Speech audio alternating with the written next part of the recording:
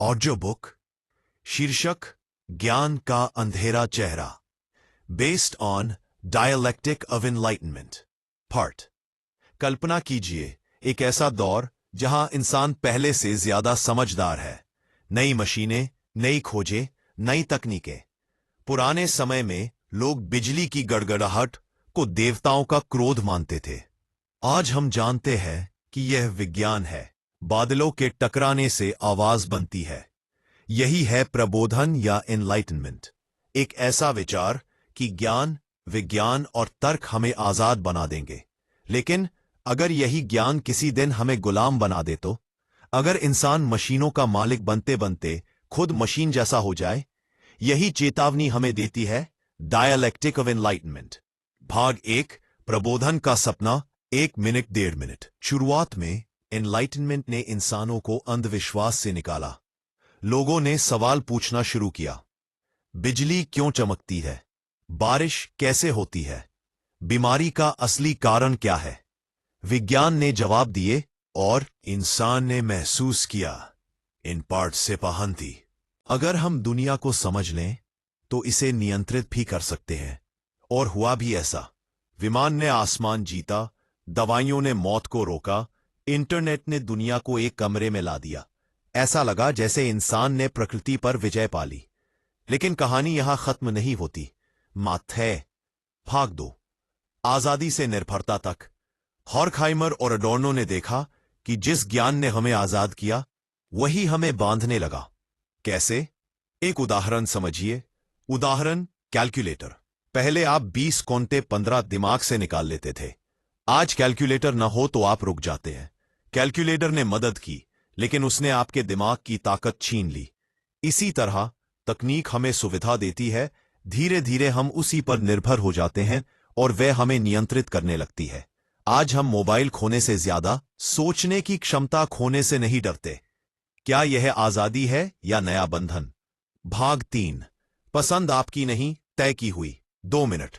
लेखक इसे culture industry कहते हैं। आज जो भी ट्रेंड चल रहा होता है वही गाने सब सुनते हैं, वही हीरो सबको पसंदते हैं, वही फैशन सब पहनते हैं। लोग सोचते हैं यह मेरी पसंद है, लेकिन असल में पसंद बनाई जाती है। उदाहरण, फोन का चुनाव। आप बोलते हैं मुझे यही मोबाइल पसंद है, लेकिन आपने यह क्यों सोचा? विज्ञापन ने बताया कि यह शानदार है। रील्स ने बार बार यही दिखाया। आपके दोस्तों ने कहा यही ट्रेंड में है। आपने चुना नहीं, आपको चुनवाया गया। यह चॉइस नहीं, यह डिजाइन की हुई चॉइस है। एक मेन्यू की तरह, जहां विकल्प आपके सामने रखे जाते हैं और आप सोचते हैं कि चुनाव आपका है। भाग 4, तर्क कैसे हथियार बन गया। 2 मिनट। ज्ञान और तर्क का मकसद था अच्छाई लाना, परंतु जब तर्क सिर्फ लाभ और शक्ति के लिए इस्तेमाल हुआ, वही विज्ञान जिसने दवाइयां बनाई, उसी विज्ञान ने परमाणु बम भी बनाया। उदाहरण, चाकू। चाकू सब्जी भी काटता है और किसी को चोट भी पहुंचा सकता है। चाकू बुरा नहीं, इस्तेमाल तय करता है कि वह क्या बनेगा।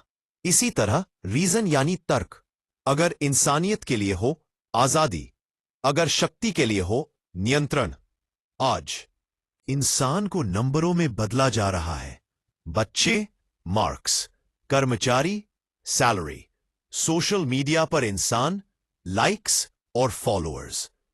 इससे तर्क ने भावना की जगह ले ली, मिथकों को तोड़ना। लेकिन आज सबसे बड़ा मिथक है जितनी तकनीक उतनी खुशहाली। सच क्या है? फोन स्मार्ट है पर मन कमजोर। हम हजारों से जुड़े हैं पर खुद से कटे हुए। जानकारी बहुत है, समझ कम।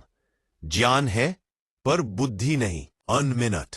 लेखक यह नहीं कहते कि विज्ञान छोड़ दो, तकनीक बुरी है। नहीं, वे कहते हैं ज्ञान पर भरोसा करो, लेकिन उसकी दिशा पर नजर रखो।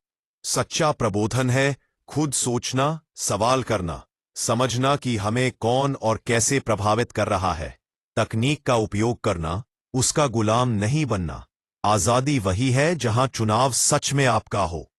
अब समापन 30 सेकंड। ज्ञान ने हमें दुनिया दिखाई, पर अगर हम अपने मन की खिड़कियां बंद कर लें तो बाहरी रोशनी भी अंधेरा बन जाती है। यही सीख है, प्रगति अच्छी है, लेकिन बिना सोच के प्रगति विनाश बन सकती है। सोचिए, समझिए और फिर चुनिए। यही है असली एनलाइटनमेंट। अगर आपकी सोच सिर्फ बदलती नहीं बल्कि गहराती भी है, तो इस सफर में हमारे साथ आइए। द केड कास्ट को सब्सक्राइब कीजिए, क्योंकि अगला विचार आपके जीवन का अगला मोड़ हो सकता है।